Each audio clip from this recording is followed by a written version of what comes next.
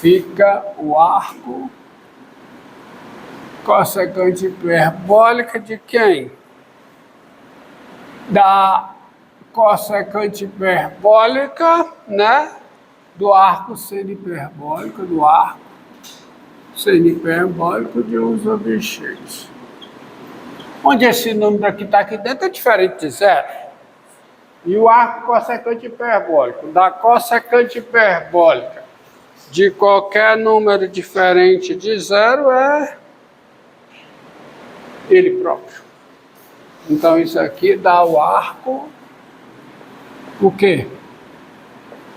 Hiperbólico de 1 sobre x.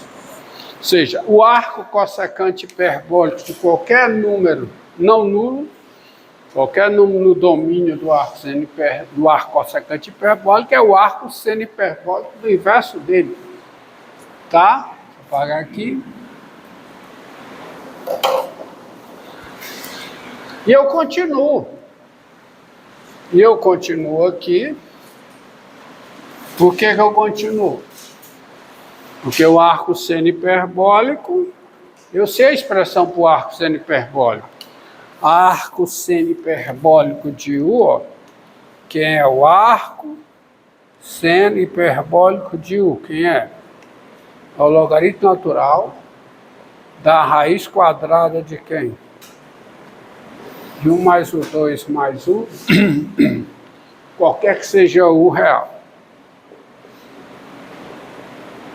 Não é?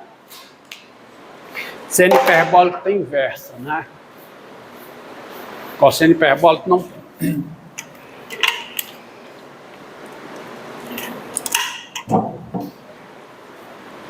Então isso é igual a quem?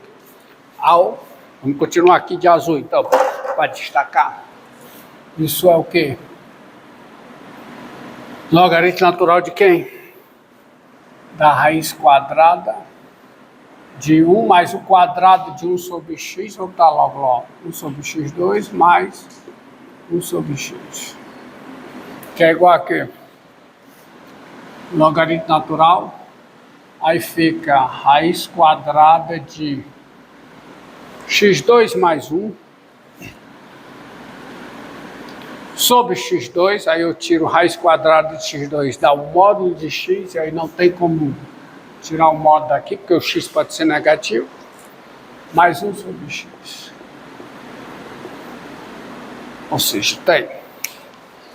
Então você tem que o arco cossecante hiperbólico de x é o arco seno hiperbólico de 1 sobre x e, portanto, é o logaritmo natural da raiz quadrada de x2 mais 1 sobre mais de x mais 1 sobre x. Tá certo? Além disso, observe, quem é o arco cossecante hiperbólico? É a composição do arco seno hiperbólico, que é uma função diferenciável, com a função 1 sobre x, que é uma função diferenciável também. E a composição de funções diferenciáveis é uma função diferenciável, é o que diz a regra da cadeia. Então, daí, pela regra da cadeia, o arco cossecante hiperbólica é uma função diferenciável, tem derivada em todos os pontos do seu domínio, é diferenciável, porque é a composição de funções diferenciáveis, e quem é a derivada do arco cossecante hiperbólica em x, aí eu vou derivar por aqui. É a derivada do arco seno hiperbólico de 1 sobre x. Veja bem, a regra da cadeia não é só a fórmula de derivação, é o enunciado todinho do teorema, tá? Que diz, se f é diferenciável em P e G é diferenciável em f de P, então G composta com f é diferenciável em P. E a derivada de G composta com f em P é a derivada da G em f de P vezes a derivada da f de P. Tudo da f em P. Tudo isso que eu disse é o que nós chamamos de regra da cadeia, tá? Então isso é vezes o quê? Menos 1 sobre x2. Tá? Então vamos lá. Derivar, não tem mais que usar. Quando eu posso, eu não uso o teorema da função inversa. Eu vou por outro caminho, tá? Eu uso o teorema da função inversa quando eu não posso. Não tem saída. Então isso aqui. Quem é a derivada do arco semihiperbólico no número? É 1 sobre a raiz quadrada da soma do quadrado desse número com 1. Então fica o quê? Isso aqui fica o quê? 1 sobre a raiz quadrada de quem? Do quadrado de 1 sobre x, que é 1 sobre x2, mais 1, vezes quem? Menos 1 sobre x2. Então eu coloco o menos aqui na frente e coloco só 1 sobre x2. Isso aqui fica menos, tá? 1 sobre, aí fica a raiz quadrada de 1 mais x2, sobre a raiz quadrada de x2, que é o módulo de x. Não há como eu livrar desse módulo, mas eu posso escrever 1 sobre x2 sobre 1 sobre o quadrado do módulo de x. Aí dá o cancelamento bonitinho. Isso fica, portanto, igual a quê? Igual a menos 1. Isso é igual a quê? A menos 1 sobre quem? Módulo de x vezes raiz de x2 mais 1. Isso qualquer que seja o x diferente de zero. Tá? Qualquer que seja o x diferente de zero, essa derivada dá quanto? Dá menos 1 sobre o módulo de x vezes raiz quadrada de 1 mais x2. Portanto,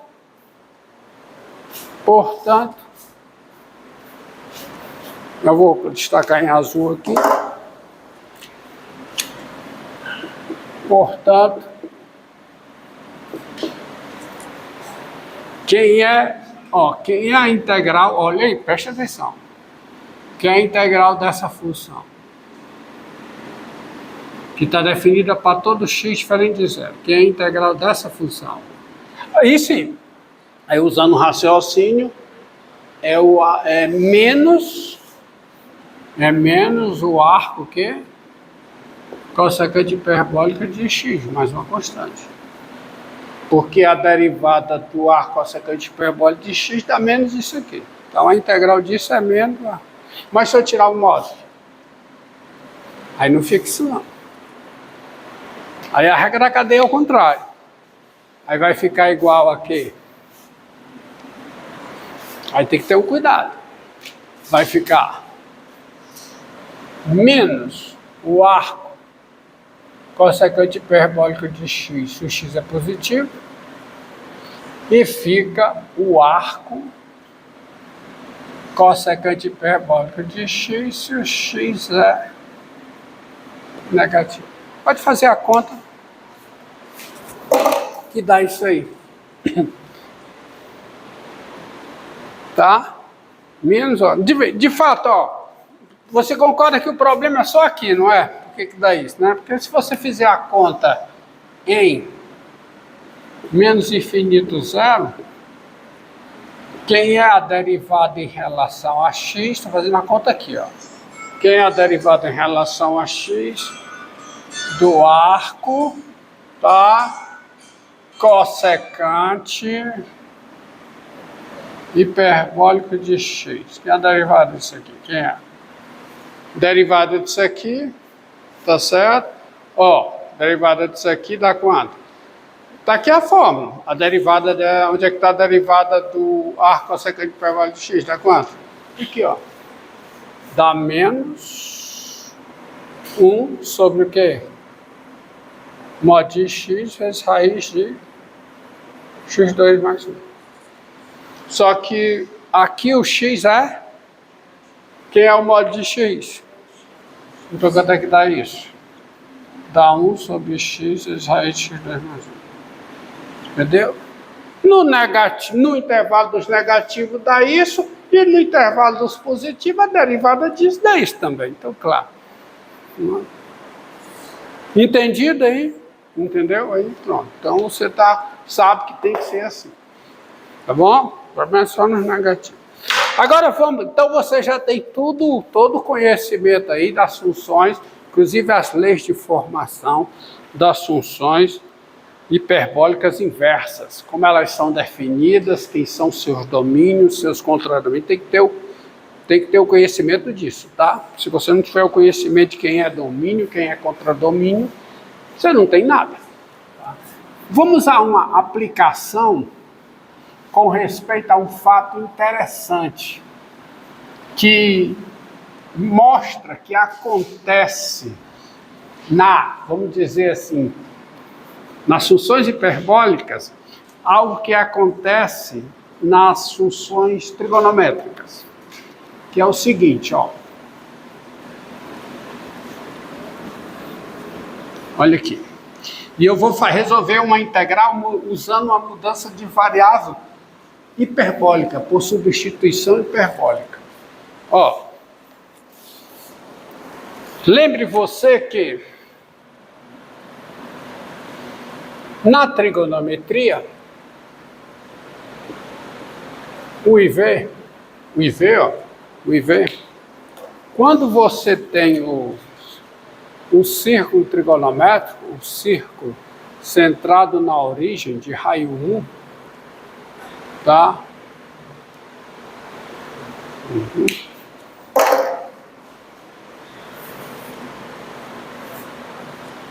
A lista, né? Passei a lista ainda não, né?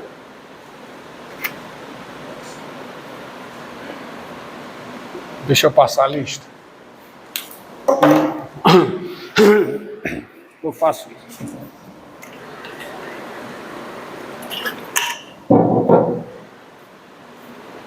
Tá? Cadê a outra ali? Ah, tá ali. Vamos lá. Aqui, ó. Quando você pega um ângulo X aqui, um ângulo de medida X, o comprimento desse arco é numericamente igual ao ângulo em radianos, tá? É X. E se você considerar esse setor aqui, esse setor circular, quem é a área desse setor circular? É a medida do arco vezes o raio sobre 2. É x vezes 1 sobre 2 dá x sobre 2. A medida desse setor é a metade da medida... A área do setor é a metade da medida do ângulo em radianos. É numericamente igual a x sobre 2. Essa é a área. Agora, vamos para as funções hiperbólicas. Funções hiperbólicas acontece o seguinte.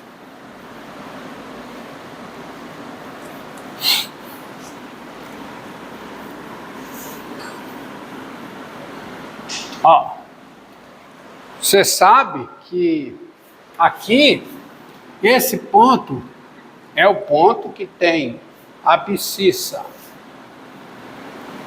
cosseno de x, seno de x.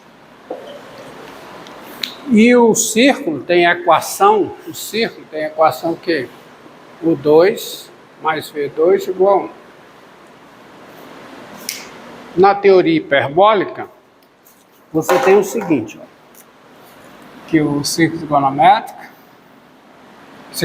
não, sistema de coordenadas cartesianas, o V, nada de círculo trigonométrico, que é uma hipérbole equilátera, tá? Você tem para cá, o igual a V, O igual a menos V são as bissetrizes, tá? O igual a V, o igual a menos V. Isso aqui, 1. E você tem a hipérbole. E você tem a hipérbole, o ramo direito da hipérbole. Né? A hipérbole de equação o quê? O 2 menos V2 igual a 1. A hipérbole é equilátera. E dado x real, e eu vou considerar x positivo, o par cosseno hiperbólico de x, seno hiperbólico de x, é um ponto aqui em cima.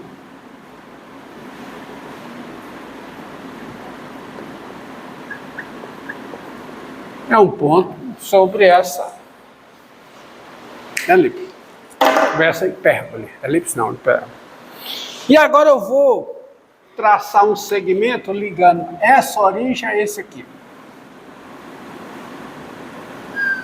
Aí eu obtenho aqui um setor hiperbólico, que é esse setorzinho ômega aqui, ó.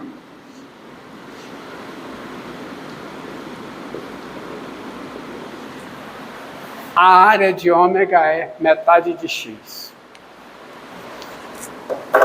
Por que que a área de ômega é metade de x? Eu afirmo para vocês. Fazer o seguinte, vamos calcular a área de ômega. Como? Primeiro eu vou calcular a área dessa região aqui. Achar perpendicular aqui. E vou calcular a área dessa região ômega 1. Essa daqui. A área de ômega 1 é uma integral indefinida. Tá? Se você pegar, vamos ver, tem aqui, ó. Quem é a área de ômega 1?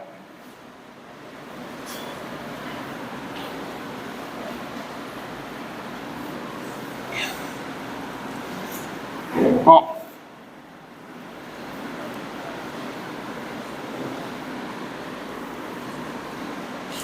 Quem é a área de ômega 1? Vamos lá. É uma integral indefinida. A área de ômega 1, vou fazer aqui, ó. A área da região ômega 1 é a integral de uma função. A integral de uma função cujo gráfico é esse aqui. Tá? E quem é a abscissa desse ponto aqui? É a integral de 1 até esse ponto aqui. Esse ponto aqui é a sua abscissa, né? Que é a abscissa desse ponto de cima. É o cosseno hiperbólico de x. E esse vermelho aqui é o gráfico de que função? Tira daqui, ó. O 2 menos V2 igual a 1. Igual a 1, se somente se o quê? V2 igual a quê? A o 2 menos 1. Então eu sei qual é a função que tem o gráfico, esse pedaço daqui para cá. Qual é? Raiz quadrada de U2 menos 1. Uma vez que eu estou pegando x positivo, eu vou pegar x positivo. Para x positivo. Porque x sendo positivo, tá? O seno hiperbólico de x é positivo, está em cima. Então você tem isso aqui, é a integral. Integral de quanto a quanto? De 1 ao cosseno hiperbólico de x. De quem? Da raiz quadrada de o 2 menos 1. Deu. Eu posso resolver essa integral fazendo uma substituição trigonométrica pela secante. Mas não vou fazer, não. Como tem função hiperbólica, eu vou fazer por a seguinte mudança, ó. Com U igual ao cosseno hiperbólico de Z, tá certo? Onde o Z é maior do que igual a 0, com U igual a cosseno. Veja bem, porque se o Z é maior do que ou igual a zero, o U varia no intervalo 1 fechado mais infinito, que corresponde ao domínio dessa função aqui. E, portanto, eu posso fazer essa mudança em qualquer integral definida. Porque se você faz U igual a cosseno hiperbólico de Z, Z maior que ou igual a zero, tem-se. Você tem o inverso disso aqui, né? Se a função está definida, tem inverso, não é não? O cosseno hiperbólico restringindo ao intervalo zero fechado mais infinito, domínio, e o contradomínio, o intervalo 1 fechado mais infinito, tem inversa. Então você tem o Z